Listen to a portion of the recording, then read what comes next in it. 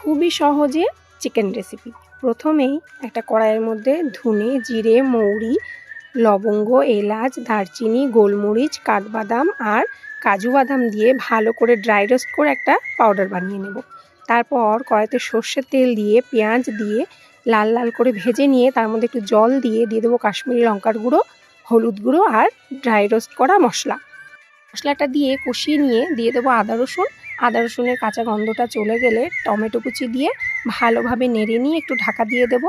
টমেটোটা নরম হয়ে গেলে দিয়ে দেবো চিকেনের টুকরো। চিকেনগুলো দিয়ে ভালোভাবে মিশিয়ে নিয়ে আবারও ঢাকা দিয়ে রেখে দেবো।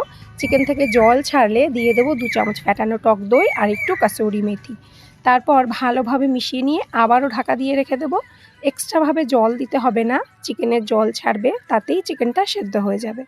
ভীষণই কম সময়ে আর খুবই সুস্বাদু একটা চিকেনের রেসিপি। কেমন লাগলো কমেন্টে জানাবেন।